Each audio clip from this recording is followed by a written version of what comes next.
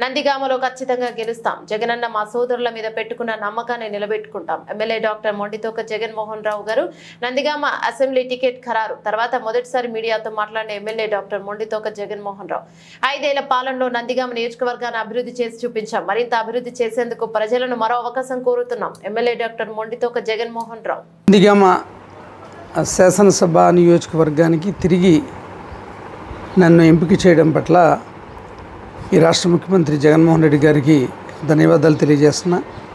నా మీద ఎమ్మెల్సీ అరుణ్ కుమార్ గారి మీద నమ్మకం ఉంచి మళ్ళా మా అభ్యర్థిత్వాన్ని ఖరారు చేసిన సందర్భంగా ఆయన ఏ విధంగా అయితే ఈ రాష్ట్రాన్ని పరిపాలించాడో పారదర్శకంగా నిష్పక్షపాతంగా అన్నిటికీ రాజకీయాలకి అన్నిటికీ అతీతంగా అభివృద్ధిని సంక్షేమ ఫలాల్ని ఈ నియోజకవర్గానికి అందజేశాం. దాదాపుగా 1750 కోట్ల రూపాయల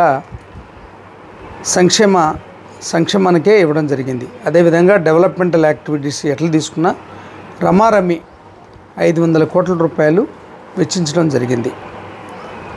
నియోజకవర్గానికి సంబంధించి శాంతి భద్రతలు కావచ్చు, లేకపోతే ఒక సహృద్భావ వాతావరణంలో నియోజకవర్గాన్ని 5 సంవత్సరాలు నడిపించాం. దీనికి వైఎస్ఆర్ కాంగ్రెస్ పార్టీ నాయకులు కార్యకర్తలు ఎంతో చక్కటి సహకారాన్ని అందజేశారు.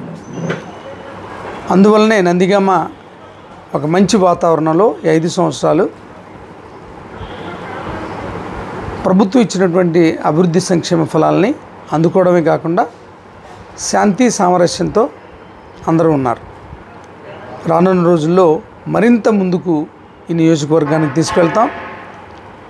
జగన్మోహన్ రెడ్డి గారు చెప్పిన విధంగానే పరిపాలన సాగింది కాబట్టే గడప గడపకి మన ప్రభుత్వంలో కూడా మేము ప్రతి ఇంటికి ప్రతి మెట్టుకు వెళ్ళగలిగాం. ఖచ్చితంగా నందిగామ మళ్ళా గెలుస్తాం.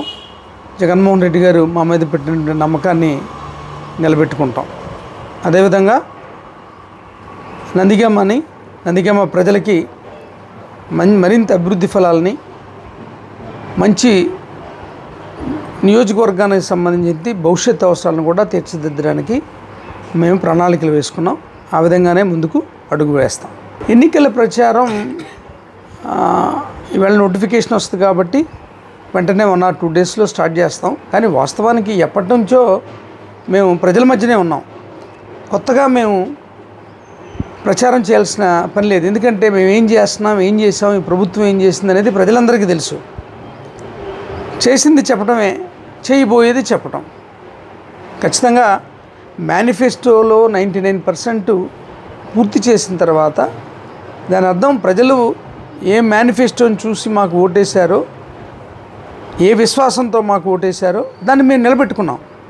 కాబట్టి విశ్వాసాన్ని పెట్టుకున్నాం కాబట్టి ఖచ్చితంగా ప్రజలు మళ్ళా మా వైపే ఉంటారు. మళ్ళా రానున్న రోజుల్లో ఖచ్చితంగా ప్రజలకు మరింత మేలు చేస్తాం. మేలు చేశాం కాబట్టే మాకు మద్దతు పలకాలని కోరుకుంటాం. ఖచ్చితంగా. Thank you.